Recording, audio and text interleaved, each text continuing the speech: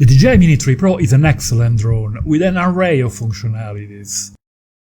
In this video I will show how to choose the best settings for video in order to obtain true cinematic footage. I will keep things as simple as possible for beginners, but there will be also some tips that can be interesting for more experienced users. Let's go straight in the settings by tapping on the three dots on the top right of the screen and selecting the camera tab. The menu is context sensitive, in other words, it is different in video mode compared to photo modes.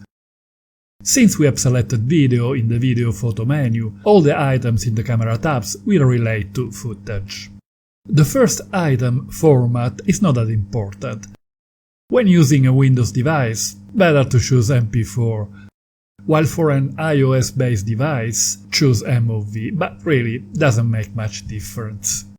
Then we choose the color mode between normal and Disney-like. Normal is an 8-bit mode already preprocessed internally, ready to use immediately after filming, even though I find that it gets better with a bit of extra contrast and saturation. It is therefore the one for users who need to post their footage immediately on social media, or for others who don't rely on computer editing. Disney-like is a 10-bit, relatively flat profile with a high dynamic range, meant for serious computer post-processing using LUTs.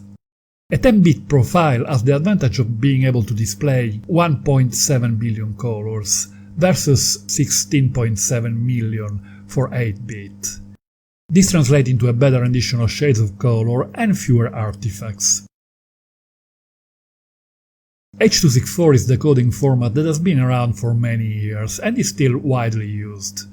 H.265 is the format of the future. It has the advantage of producing smaller files without loss of quality, but the downside is that it requires more computing power, also it is not yet recognized by some programs.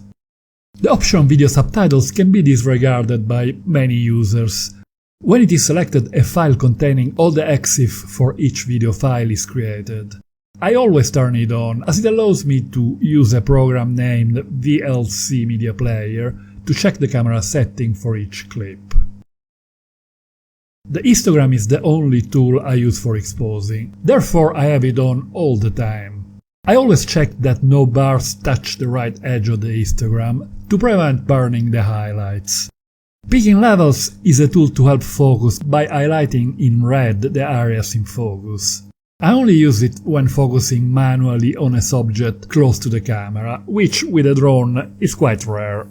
On all other occasions I keep it off, as I find it distracting. Overexposure warning when selected shows zebra lines on overexposed areas. I find it extremely distracting and never use it. Then we have the possibility to overlay grid lines. I find it useful to add the one in the middle to apply the rule of thirds. When filming with drones, we often have the horizon line in the frame. Rather than having it in the middle, it is more interesting to divide the scene into thirds and have it either on the higher or on the lower third. In other occasions, especially for top-down shots, we might want a symmetric framing, in which case the same overlay helps position the subject.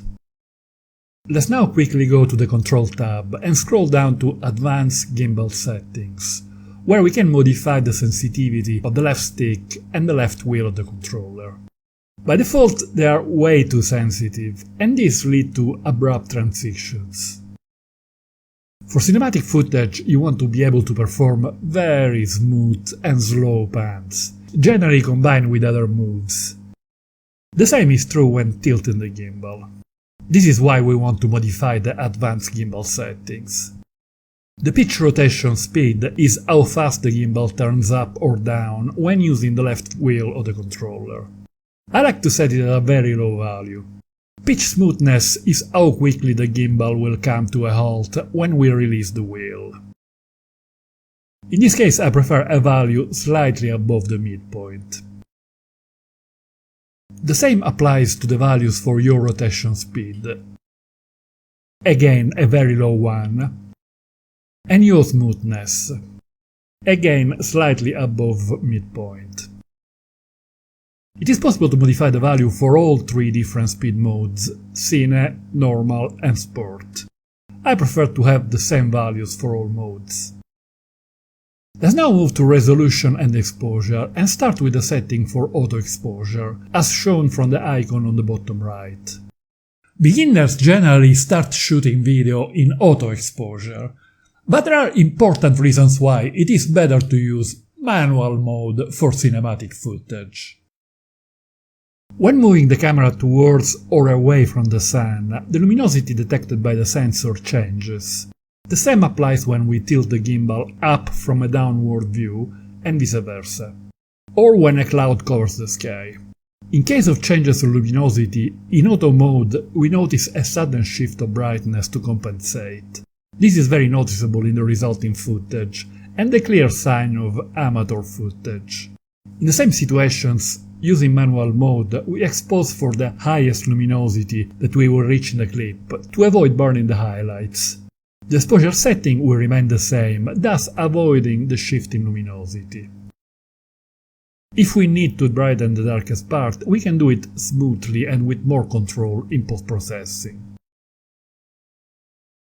The best tip for exposing correctly is simply doing what the pro do. Avoid shooting footage in the middle of the day, especially if it is a sunny day. The shadows will be very harsh and the shift in luminosity very abrupt.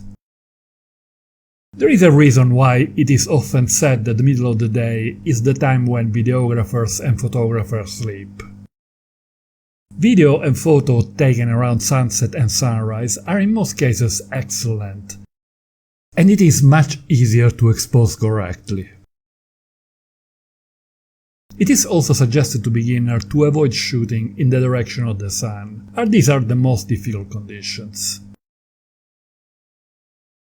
With the Mini 3, the aperture is fixed, therefore we have only two values to set when exposing: ISO and shutter speed.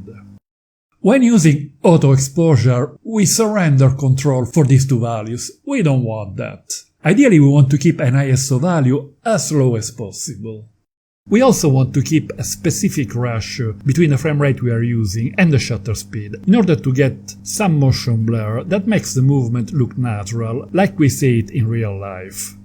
The ideal shutter speed should have a denominator double the value of the frame rate. Therefore, at a frame rate of 24 frames per second, we want a shutter speed of 1/48 of a second, or 1/50. While when using 30 frames per second, the shutter speed will be 1/60. In order to use a specific shutter speed, we need ND filters, but I'm not going to analyze in depth motion blur here, as it is an advanced topic. You can watch my specific video about it by clicking on the link on the screen. Regarding the use of ND filter with the Mini 3, I will post a link at the end of this video and in the description below. In auto mode, the only control we have on exposure is through the overall exposure value, EV, the first icon to the right. I find that the Mini 3, like several other models, has a tendency to overexpose, so I prefer to lower the EV value by about 0.7 or 1 stop. It is in most cases possible to recover the darkest area in slightly underexposed clips, while there is nothing we can do to adjust overexposure. The next icon is for resolution and frame rate. We have three choices for resolution: 4K, 2.7K and 1080p. There is only one reason for not using 4K: file size. You can see that as we move from one resolution to the next, the amount of storage available on our disk varies a lot, as shown by the icon just below. As the higher the resolution, the bigger will be the files. But there are plenty of reasons why we should always shoot in 4K.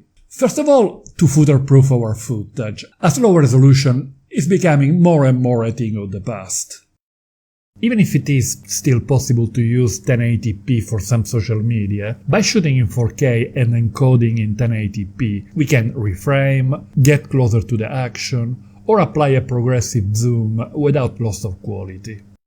Also, by encoding 4K footage into 1080p, we obtain a better quality compared to shooting in 2.7 or 1080p. Below the resolution, we have options for different frame rates. The most widely used are 24 and 30 frames per second. The difference between the two is quite subtle, and the choice is a matter of personal preference, and also depends on the type of content. 24 frames per second is considered to be the more cinematic choice. It has slightly more motion blur, and is widely used in movies. 30 frames per second produces a slightly cleaner and crisper image. It is the one used in most TV shows, and is more suitable for content like sport, action, or vlogging. After having chosen the frame rate of the timeline for a project, 24 or 30 frames per second, it is important to shoot all the footage at the same frame rate as the one in the timeline. The frame rates above 48 are for slow motion. We can use 60 frames per second and interpret it at the frame rate of the timeline. This will result in a 2 times slow motion on a 30 frames per second timeline and 2.5 times on a 24 frames per second one. But it is better to shoot at 60 frames per second only the clip that we know that we want to slow down, as playing a clip with a frame rate different from the one of the timeline at regular speed will cause artifacts. In the main video photo menu, we can choose slow motion for extreme results at 120 frames per second, but sadly it is only available at 1080p.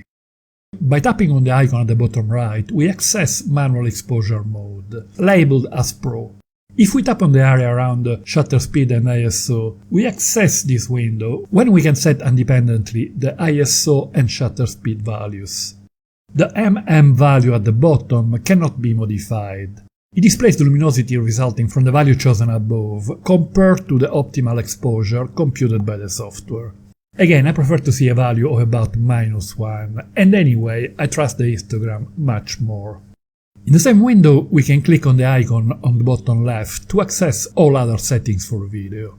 At the top, we select the value for white balance, which is expressed in kelvins. There is a possibility to use auto white balance by tapping on this icon, but I suggest avoiding it as it might lead to unwanted shift of colors when the luminosity changes. Much better to use manual mode to have a consistent value throughout each clip. The value I normally use in sunny conditions is 5600K. I tend to leave it always at this value and then adjust the white balance while color grading to adapt to different light conditions, like cloudy or near sunset or sunrise. Below the area for resolution and frame rate, we find info about the storage space available in the SD card and in the internal memory of the aircraft. Further down we find settings that we have already described: color, coding format and video format.